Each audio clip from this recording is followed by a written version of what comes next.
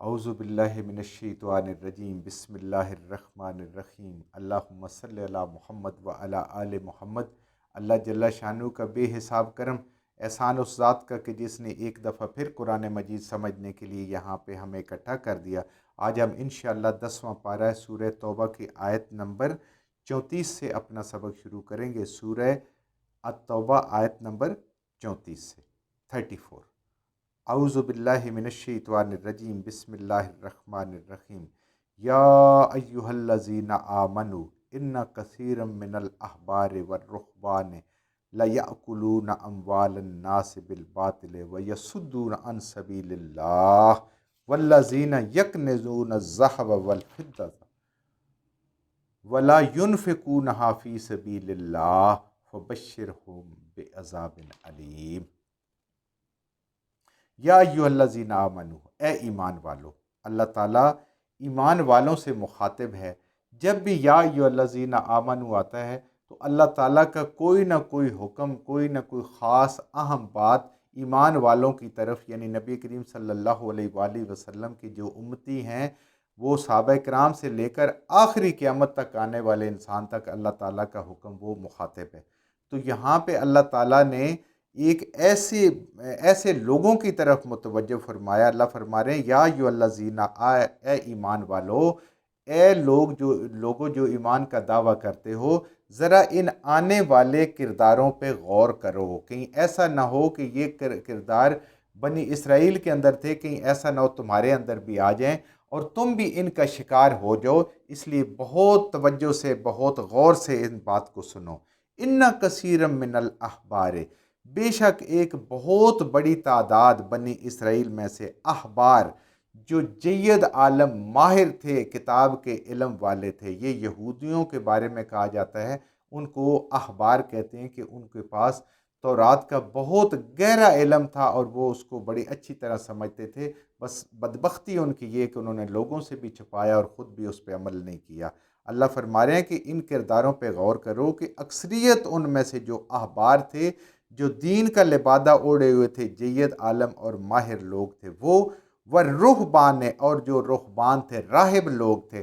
راہب وہ جو خوف خدا سے ترک دنیا کر دیتا ہے اور صرف اپنے رب کی عبادت کرتا ہے، صرف اللہ اللہ کرتا ہے۔ درویش، صوفی جس کو ہم کہتے ہیں، وہ انسان جو ہے، وہ فقیر جو بندہ ہے، جس کو ہم مشائخ بھی کہتے ہیں، یعنی وہ عالم ہوتا ہے اور یہ مشائخ ہوتے ہیں جن کو ہم کہتے ہیں، یہ سارے کے سارے ان میں سے اکثریت کیا ہے؟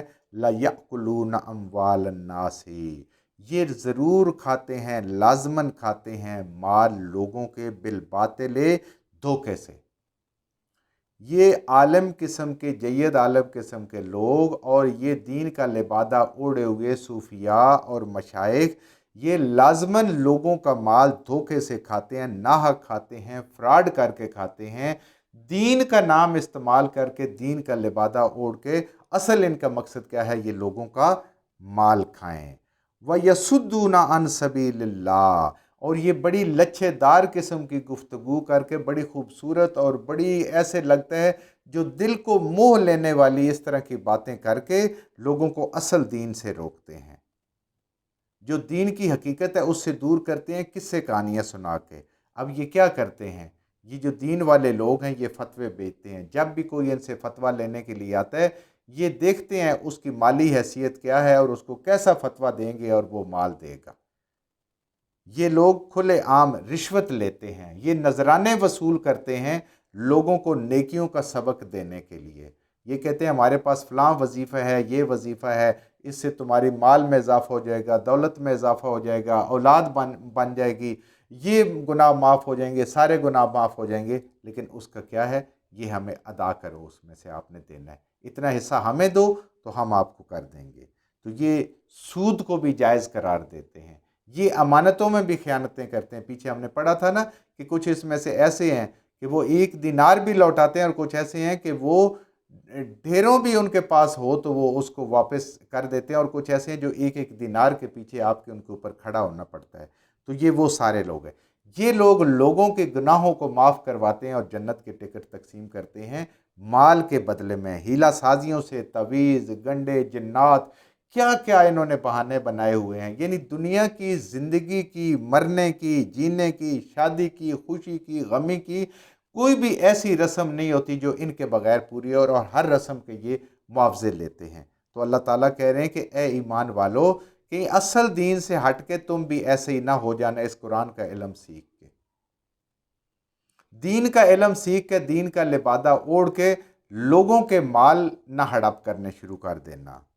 حضرت سلمان فارسی رضی اللہ تعالیٰ عنہ کا قصہ ایک بہت مشہور ہے کہ جب آپ حق کی تلاش میں گئے تو ایک راہب کے پاس پہنچے، دیکھا کہ وہ بڑا نیک تھا. آپ نے اس سے اجازت لی کہ مجھے اپنے پاس رکھو اور میں تمہاری خدمت کروں گا اور مجھے دین سکھائیں. تو آپ نے دیکھا کہ وہ لوگوں سے نذرانے وصول کرتا تھا. لوگ اس کو کہتے تھے کہ آپ غریبوں میں تقسیم کریں، بجائے کرنے کے وہ اس کو اپنے پاس رکھ لیتا تھا. خدا کا کرنا ایسا ہوا کہ وہ کچھ ہی عرصے بعد فوت ہو گیا. اس نے لوگوں کو حضرت سلمان فارسی رضی اللہ تعالیٰ عنہ نے بتایا کہ یہ جو آپ کا بندہ تھا یہ دیندار تھا ظاہراً، لیکن اس کا کام ٹھیک نہیں تھا. انہوں نے کہا یہ کیسے؟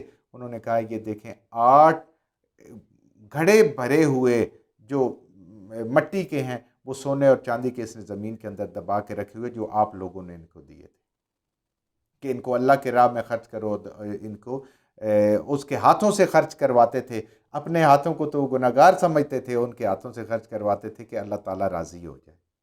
تو اس طرح اللہ تعالیٰ فرما رہے ہیں کہ یہ ایسے لوگ ہیں کہ جو نئے نئے طریقے دین میں ایجاد کرتے ہیں لوگوں سے مال نکلوانے کے لیے، لوگوں سے پیسے نکلوانے کے لیے اور اپنے خزانوں کو بھرنے کے لیے.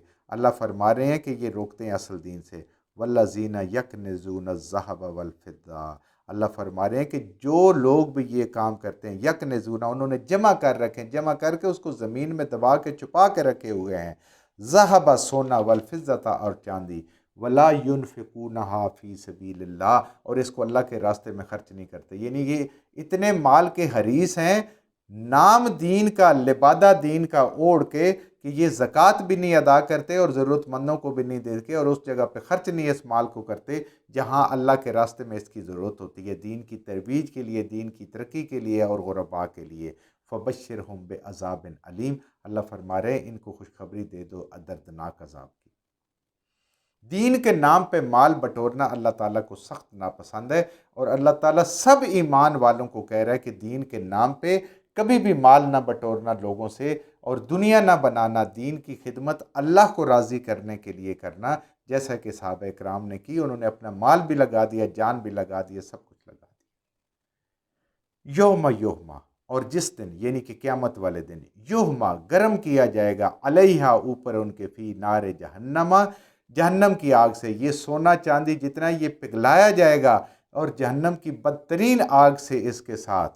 فتقوا بہا، اور پھر داغے جائیں گے، یہ گرم گرم لگایا جائے گا ان کو، بہا اس کے ساتھ، جباہہم ان کے ماتھوں کو، وجنوبہم اور ان کی کروٹوں کو، پہلوؤں کو، وظہورہم اور ان کی پشتوں کو.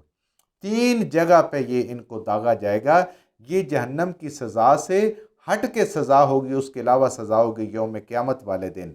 یعنی ماتھا سب سے پہلے. کیوں؟ جب بھی انسان کسی کا مال کوئی اس سے مانگتا ہے، کوئی کرتا ہے، تو انسان کے کیا ہوتا ہے؟ ماتھے پہ تیوری آتی ہے. بندے کر کہتا ہے مال میرا ہے، یہ کون مانگنے والا مجھ سے آ گیا، ادھار مانگ رہا ہے، مجھ سے مدد مانگ رہا ہے، کہہ رہا ہے میں درویش ہوں، میری ضرورت ہے. وجنوبہم، اور پھر انسان کیا کرتا ہے؟ ماتھے پہ تیوری ڈال کے انسان پہلو کے بل اس سے جان چھڑاتا ہے. یہ پہلوؤں کو داغا جائے گا. وظہورہم، پھر ان کی پیٹھوں کو، پھر پیٹھ موڑ کے مڑ جاتا ہے، کہتے ہیں محنت میری ہے، سارا کام میرا ہے، حق میرا ہے، یہ کون بیچ میں مانگنے کے لیے آ گیا. ھذا ما کنزتم، جس وقت یہ داغے جائیں گے قیامت والے دن، ان کے ماتھے، ان کے پہلو اور ان کی پشتیں، اس وقت کہیں گے فرشتے ہیں یہ ہے تمہارا وہ خزانہ جو تم نے جمع کر کے رکھا تھا، لانفسکم اپنی جان کے لیے. آج کر اس کو استعمال، کتنا استعمال کر لیتا ہے، اور پھر وہ بھی دین کو بیچ کے دین کے نام پہ. فذوقوا ما کنتم تکنزون، تو پر اس پیسے کو جمع کرنا، اس کا زکوٰۃ نہ دینا، ضرورت مندوں پہ خرچ نہ کرنا، اللہ کے راستے پہ خرچ نہ کرنا، یہ سارے کا سارا آج تم اس کا مزہ چکھو کہ یہ تمہیں اللہ تعالیٰ نے اس کی سزا دی ہے کہ آج تم اس سے تمہارا ماتھا بھی داغا جا رہا ہے، تمہارا پہلو بھی داغے جا رہے ہیں اور تمہاری پشتیں بھی داغی جا رہی ہیں. اس سے زیادہ اور سزا کیا ہوگی؟